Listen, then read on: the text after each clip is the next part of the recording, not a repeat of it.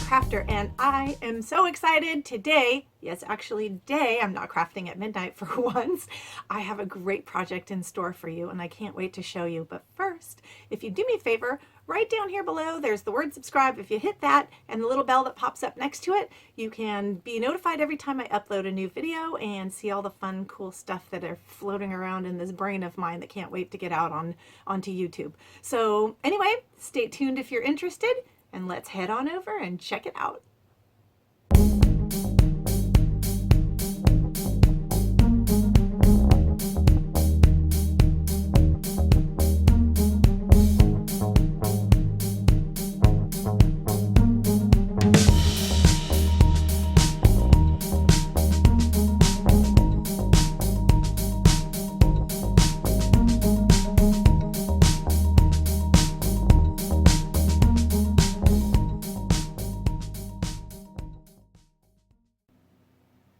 Okay, so the first thing you want to do, we have our garden fence here, and we're only going to be using 3 sections of the garden fence. So we're going to be cutting one section off. So when you do that, you want to be careful. If you cut right down the center of that, you're going to end up kind of having a half piece of this wrought iron, as we call it.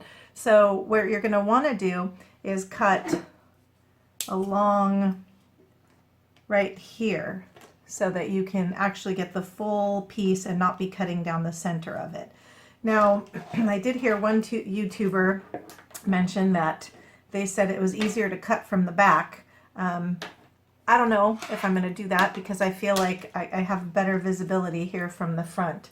So I'm going to start off by cutting, and you can see I'm on the side of that piece so that we have the whole thing.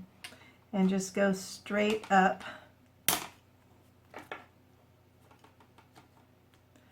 gotta be a little careful. It actually just broke, but it's fine. It's not gonna show at all.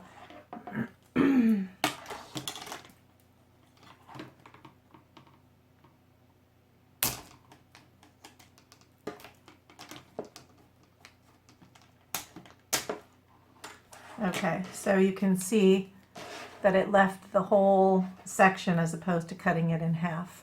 I'll put this extra piece aside, and now we are also going to be cutting off these little hinges, I guess they would be, or where they would be attaching. These I may actually try cutting from the back if it's easier, I don't know.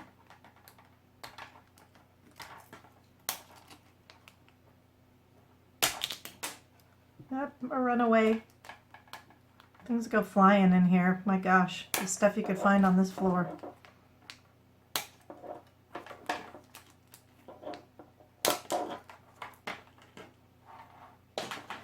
Okay, we're also going to want to cut off these 2 bottom spike pieces because we won't be needing them for any reason.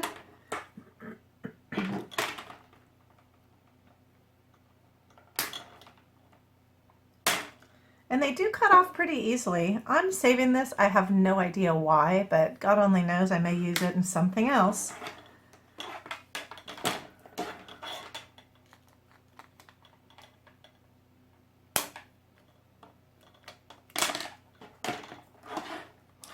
And there we have our little fence piece ready to go. The next step will be to spray paint this silver, the same way that we also spray painted, well, I actually have it out there drying right now, but our picture that you saw in the items needed, that will also need to be spray painted silver. So we'll get this done and be right back. Brought in the other piece, the picture that I had spray painted.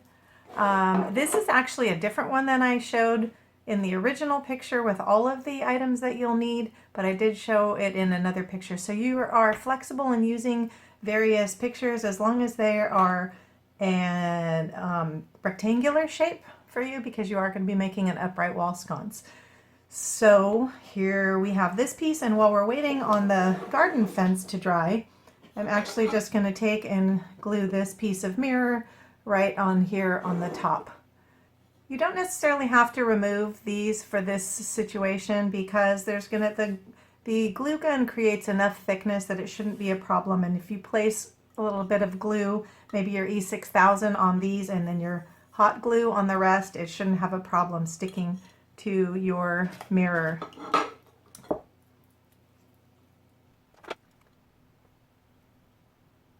So I have the glue of the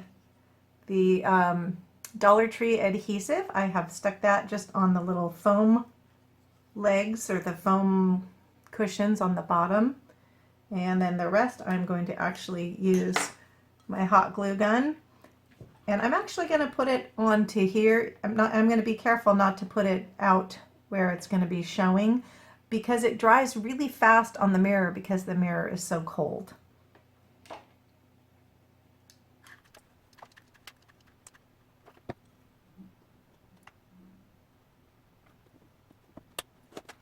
Okay, so you see me in the mirror, hi! So another thing we can do while we're waiting for our other piece to dry is I have this little luminescence candle. It's the LED candle, and it's the one that has kind of the, oh my goodness, what do you call that? The mercury glass effect. And what we're going to do is just glue that down right here. So also the light will reflect in the mirror, which will be nice and help to give it a little more brightness. And that's easy. All we're going to do with that is put a little bit of glue, hot glue on the back, center it, and place it right on your picture. All right, this is so weird seeing me in the mirror, if that makes any sense. So here we go. We're going to let that hang out for a minute. I'm going to go pick up the other piece from the backyard where I just got through spray painting it. So something I wanted to show you, the next step as we are going to be attaching the garden fence that we just painted silver is going to be made into a curve and attached onto this piece. Now the first time I tried this project on my own, I did it with a hammer and nails, and that's the reason you see the hammer and nails in the description of the items that you're going to need. I found that to be really, really hard to do by yourself, and I struggled with it, whereas the stapler seemed to just be a quick and easy no-brainer. Now the other thing about the stapler is you want to make sure that you have the longer staples, because the first time I did it, I had these little short staples, and this time I'm going to be using the longer ones. The short ones didn't quite make it through, which is why I opted for the hammer and nails, which was really hard. So the staples I'm going to be using are the 9/16 inch. They may end up being a bit too long and going through, but that shouldn't be a problem because it's on the back side and it really is not something that's going to be able to be bothered or touched or seen. So that's what you want to do. That's the plan. If you don't have a stapler or don't have these staples, you can struggle through with the hammer and nails like I did the first time around. So here we have our spray painted silver piece of fencing that we had cut. And I love the way this looks sprayed silver. It just has such a metallic-y, almost foiled kind of a look to it. I don't know if you can really see that, or but I just love it. So now the next step, what we're going to do is we're just going to simply bend this and make it fit around. Now, what I was saying before, you would want to take and use a finishing nail and nail in about 3 places. And the reason it's difficult to nail in is because this back side is hollow. So you don't really have a stable, hard surface to be nailing into. So it makes it really challenging. So I found the stapler to really be a much easier way to go. Okay, so when you staple, you're going to want to support the same way you would if you were hammering. You're going to want to support this underneath since it doesn't have anything under there. So I'm putting a towel down because the staple's a bit long. and hopefully you can see well enough. It's kind of out there on the corner. Sorry, my hand's blocking, but trust me, I'm stapling.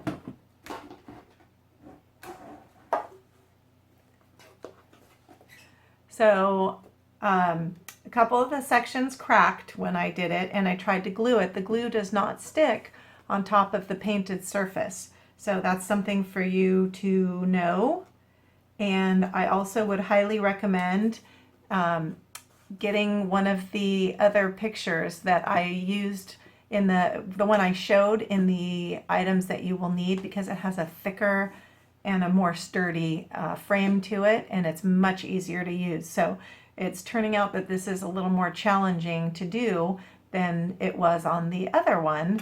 So just wanted to give you that heads up so that you know what to expect as well. You see, stapling in, it cracked because the bottom little piece flew out of there. I mean, so this is definitely not the type to use. I would definitely go for the one that has a thicker box. Okay, now that I've gotten the one side done and have learned from the experience of doing this side, it's going to make it a lot easier for me to be able to show you how to do this side. And though the glue does not really stick very well, I would possibly throw a little bit of your hot glue on there just to help it kind of hold in place a little bit temporarily while you are trying to nail it. Or I'm sorry, trying to staple it.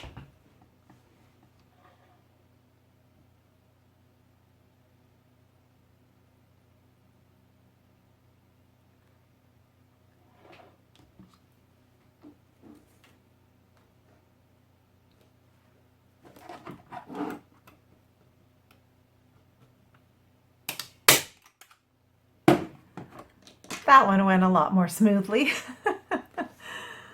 Okay.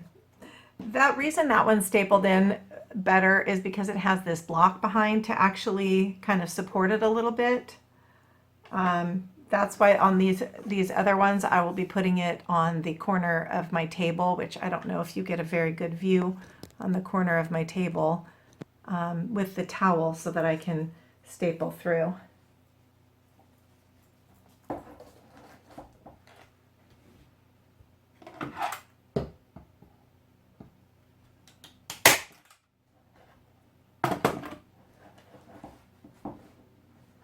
And it looks to be that 2 staples is enough on this. I've got one up here and one right down here, and I tried to go for the areas that have a little more of the plastic from the fencing as opposed to going in here, because on the other side it did crack. Now you don't have to worry about these staples. They're going to be up against the wall. They're not going to really be noticeable.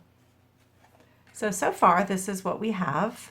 And now we're going to put in the piece of cutting board, the chopping board, and it's going to make almost like a little bit of a glass type of a feel to it.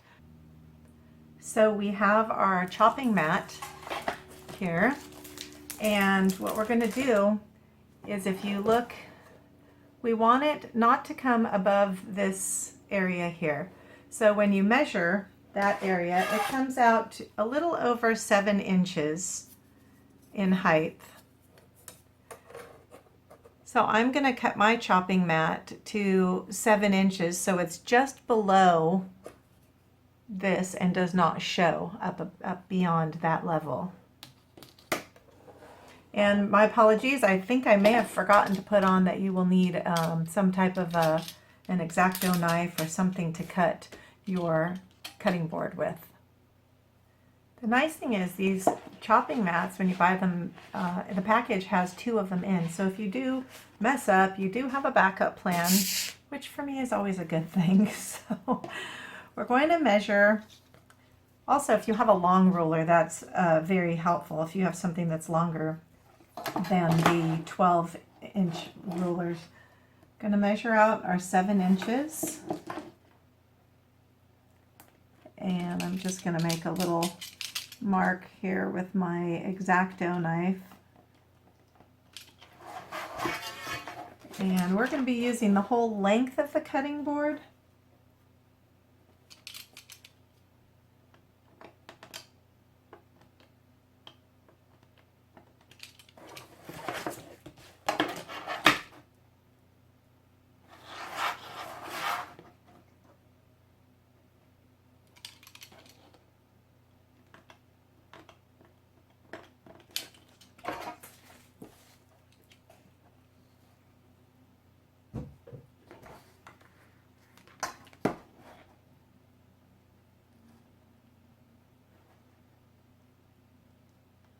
Now you don't necessarily have to do this all through in one cut because it's really hard unless you have someone to help you hold down your ruler. It can move a bit, so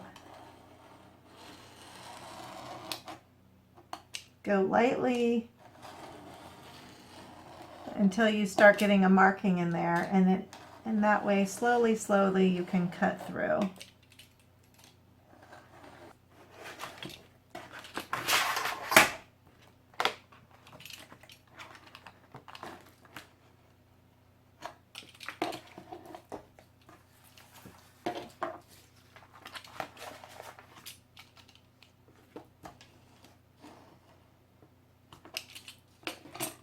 Okay, so we have this extra piece we're just going to put aside, and we have our piece that we're going to be using. It has a matte side and it has a shiny side. Let's see, there you go. I don't even know where that is. And you can see the difference.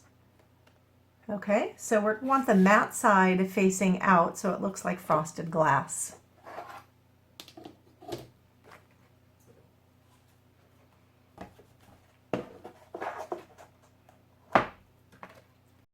Bend your piece and sneak it on in there.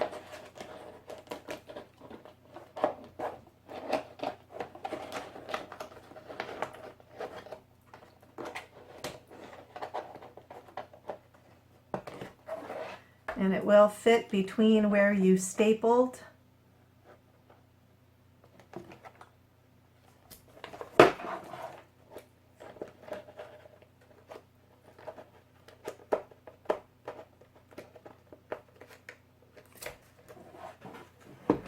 Now this cutting mat is not going to be as deep as what your fencing is. So you can see that it doesn't quite reach all the way out to the edge, but that's okay. I think it's fine. I didn't have a problem with that. I'm not really sure. I guess if you wanted to, you could use some of your extra piece and add it into your sides. However, you would have a seam, so you would want to really line that up with this line here, which it would show at the bottom. But for me, it doesn't really bother me that that shows at a little, that it's a little smaller than the rest of it. So now what you can do, if you want, you can leave it as is. If you really want to secure it, slide that out a bit and use some of your adhesive.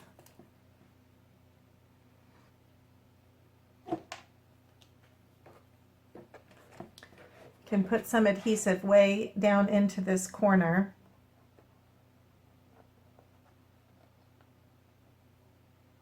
In a couple little places, and then just slide your mat back into place. That way there's a little bit of the E6000, or I guess I should say the Fix-All adhesive holding it.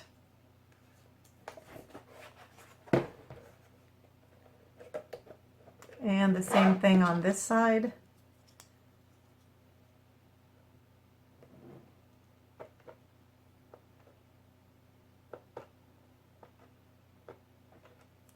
Just a small little bit. And then slide your mat back into place.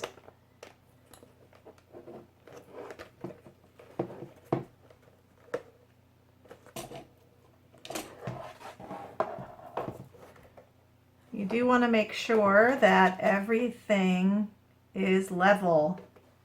Otherwise, you're going to end up with something crooked.